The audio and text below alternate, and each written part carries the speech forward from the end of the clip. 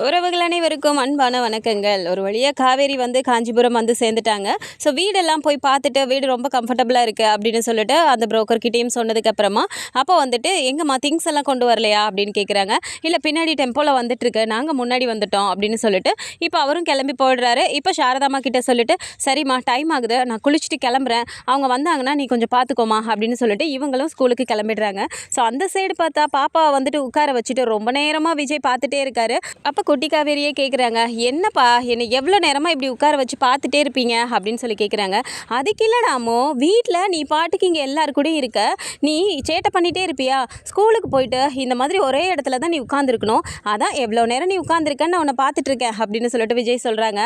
அப்பா நான் ஸ்கூலுக்கு போனால் தனியாக உட்காந்துருக்க போகிறேன், அதான் எனக்கு நிறைய ஃப்ரெண்ட்ஸ் கிடைப்பாங்களே, எல்லாரு கூடயும் நான் ஜாலியாக பேசிட்டு தான் இருப்பேன் அப்படிங்கிறாங்க.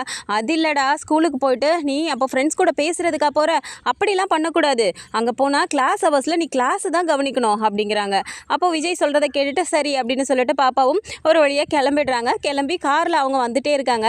ஸோ காரில் அவங்க ஆப்போசிட்டில் வந்துட்டு இருக்கும்போது பாப்பா வந்து ஸ்கூலை பற்றி ஒன்றா கேட்டுகிட்டே வராங்க. இந்த சைடு ஆப்போசிட்டில் காவேரி ஆஸ் யூஷுவல் அதே மாதிரி நம்ம எதிர்பார்த்த மாதிரியே வர்றாங்க. ஸோ வந்தாலும் பாப்பா கிட்டே பேசிகிட்டே போகும்போது காவேரி ஒரு கடைக்குள்ளே திரும்பி போயிடுறாங்க. அதுக்கப்புறமா போய் விஜய் காரை நிப்பாட்டிட்டு ஸ்கூலுக்குள்ளே போகலாம் அப்படின்னு போகும்போது வெளியிலே வாட்ச்மேன் வந்துட்டு சார் ப்ளீஸ் உள்ளே பேரண்ட்லாம் அலோட் கிடையாது, பாப்பாவை நீங்கள் எங்கேயே இறக்கி விட்டுருங்க அப்படிங்கிறாங்க. இல்லை இன்றைக்கி தான் பாப்பா ஃபஸ்ட் டே வரா, கொஞ்சம் டாக்குமெண்ட்ஸ்லாம் கொடுக்க வேண்டியிருக்கு, உள்ளே போகணும் அப்படின்னோடனே சரி ஓகே போங்க அப்படின்னு சொல்லிடுறாங்க. சரினா விஜயும் நேராக உள்ளே போனோடனே இப்போ நேராக மேடமே போய் பார்க்குறாங்க. அங்கே வந்துட்டு ஹாய் காவேரி அப்படின்னு சொல்லிட்டு மேடமும் பேசுகிறாங்க. அப்போ இந்த டாக்குமெண்ட்ஸ்லாம் நீங்கள் வந்துட்டு நேற்று ஃபீஸ் கட்டினீங்கல்ல சார், அங்கேயே போய்ட்டு நீங்கள் கொடுத்துருங்க, பாப்பா வந்துட்டு யூகேஜி ஏ செக்ஷனில் தான் நான் போட்டிருக்கேன் அப்படின்னு சொல்கிறாங்க. சரி ஓகே அப்படின்னு சொல்லிட்டு இப்போ பாப்பா கூட்டிகிட்டு அவங்க வெளியில் வர்றதுக்கும் காவேரி வந்துட்டு அடுத்ததாக உள்ளே போய் அந்த ஜாயினிங் லெட்டரை வாங்குறதுக்கும் அவங்க வெயிட் பண்ணிட்டு இருக்காங்க. அந்த டைம் பார்த்து தான் அந்த ஸ்கூலில் இருக்க, அதாவது வீடு பார்க்குறதுக்கு அந்த உதவி செஞ்ச அந்த சுரேஷ் அப்படிங்கிறவர் அவர் வந்துட்டு காவேரி அப்படின்னு கூப்பிட்டு பேசுகிறாரு. அப்போ காவேரிக்கு அவங்க யாருன்னே தெரியலங்கும் போது அவங்க எழுந்து நின்று முழிக்கும் போது நான் தான் சுரேஷ் அப்படின்னு சொன்னோன்னே, ஓ நீங்கள் தானே சார், ஓகே சார் தேங்க்யூ, வீடெல்லாம் பிடிச்சிருக்கு அப்படின்னு சொல்லிட்டு அவங்க கிட்ட பேசிட்டு இருக்கும்போது அந்த சைடு திரும்பிட்டு இருக்காங்க. விஜய் வந்துட்டு பாப்பா கூட்டிட்டு இந்த சைடு போயிடுறாரு. அந்த சுரேஷ் அப்படிங்கிறவர் அங்கே வரலன்னா அந்த இடத்துல விஜயும் காவேரியும் மீட் பண்ணுறதுக்கு ஏராளமான சான்சஸ் இருக்குது. பட் அந்த இடத்துல அது நடக்கலை. அதுக்கப்புறமா நேராக போயிட்டு விஜய் வந்துட்டு அங்கே அந்த டாக்குமெண்ட்ஸ்லாம் கொடுத்துட்டு பாப்பாவோட ஃபோட்டோலாம் கேட்குறாங்க. ஸோ பாஸ்போர்ட் சைஸ் ஃபோட்டோலாம் கொடுத்துட்டு அங்கே அவர் பார்த்துட்டு இருக்கும்போது இந்த சைடு குழந்தைங்கள்லாம் பால் விளையாடிட்டு இருக்கதை பார்த்துட்டு நேராக குட்டி காவேரி அங்கே ஓடி போயிடுறாங்க. ஸோ இது எல்லாமே முடிச்சுட்டு விஜய் வந்து திரும்பி பார்க்கும்போது பாப்பாவை அந்த இடத்துல காணோம். அப்போ அவங்க எல்லாமே விளையாடிட்டு இருக்கும்போது ஒரு ஃபுட்பால் மட்டும் நேராக ஓடி போயிடுது. அதை எடுக்கிறதுக்காக பாப்பா வர்றதுக்கும் அதே மாதிரி ரூமில் இருந்து காவேரி வெளியில் வந்துட்டு சாரதாம்மா கிட்ட ஃபோன் பேசிகிட்டே வராங்க. அம்மா வந்துட்டேம்மா, வந்து நான் ஜாயின் பண்ணிட்டேன், ஆனால் கொஞ்சம் என்னை வெயிட் பண்ண சொல்லியிருக்காங்க, எந்தெந்த செக்ஷனுக்கு நான் வருவேன்னு சொல்லிட்டு என்கிட்ட அவங்க சொல்லணும்னு சொல்லியிருக்காங்கம்மா, அதனால வெயிட் பண்ணிட்டு இருக்கேன், அவங்க வந்து சொன்னதுக்கு அப்புறம் தான் நான் கிளாஸுக்கு போகணும் அப்படின்னு சொல்லிட்டு ஃபோனில் பேசிக்கிட்டே அவங்களும் நடந்து வராங்க. குட்டி காவேரியும் அங்கேருந்து ஓடி வராங்க பால் எடுக்கிறதுக்காக. ஸோ அப்படி வரும்போது ரெண்டு பேருமே இடிச்சிக்கிறாங்க. ஸோ அந்த இடத்துல பாப்பா எடுத்த உடனே சாரி அப்படிங்கிறாங்க.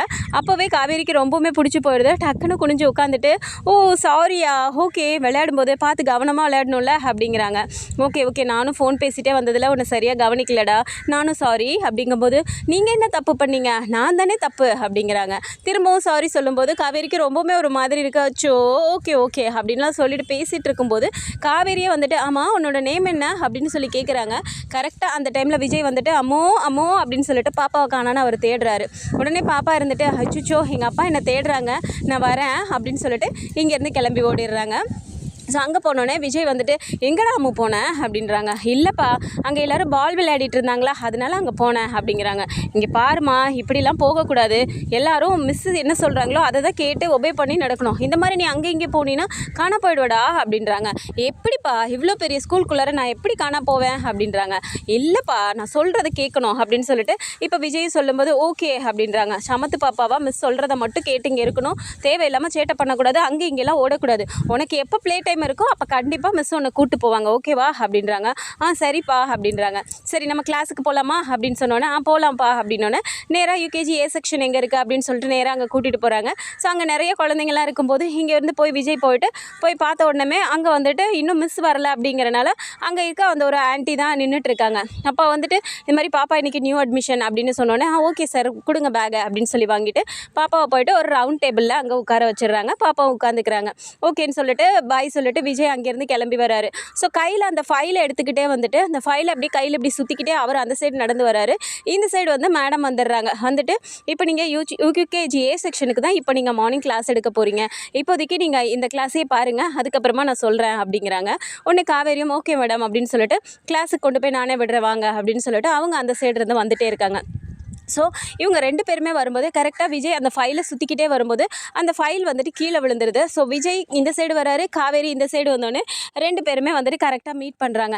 ஸோ அப்போ அந்த ஃபைல் கீழே விழுந்த உடனே டக்குன்னு காவேரி தான் குனிஞ்சு எடுத்து ஃபைலை எடுத்து இப்படி டக்குன்னு விஜய் கிட்ட கொடுக்குறாங்க. அப்போவுமே காவேரி வந்து விஜயை பார்த்து கொடுத்தாலும் விஜய் வந்துட்டு காவேரியை பார்த்துட்டு ஒரு மாதிரி ஷாக் ஆகுறாரு. இந்தாங்க சார் உங்கள் ஃபைல் தான் அப்படின்னு சொல்லிட்டு இப்போ காவேரி கொடுக்கும்போது சாரா அப்படின்னு சொல்லிட்டு காவேரி அப்படின்னு சொல்லிட்டு அவர் ஒரு மாதிரி ஆகுறாரு.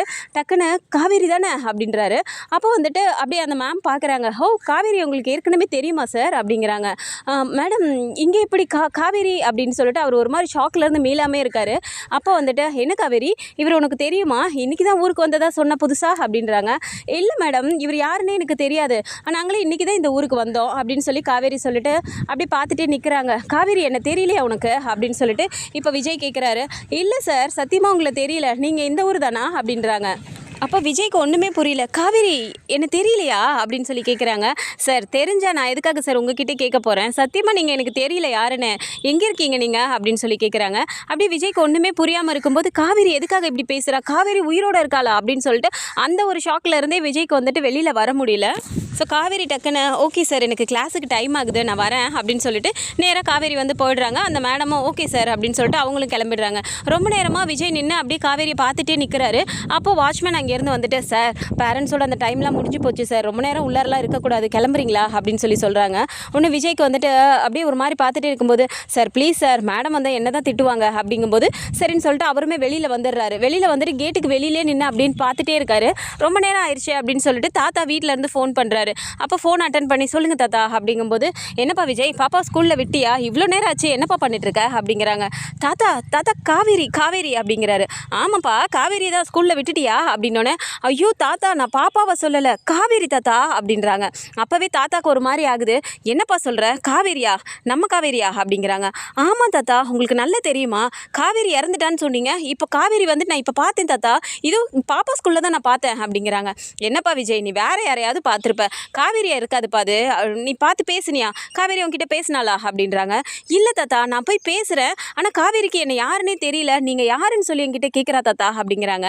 உன்னை பாத்தியாப்பா காவேரியாக இருந்திருந்தா எதுக்காக உன்னை வந்துட்டு யாருன்னு கேட்டு பேசியிருக்க போகிறா, காவேரிக்கு உன்னை பற்றி தெரியாதா, நீ வேறு யாராவது பார்த்துருப்ப விஜய் அப்படின்றாங்க. தாத்தா எனக்கு காவேரியை தெரியாதா, காவேரி தான் தாத்தா அப்படின்னு சொல்லி சொல்கிறாங்க.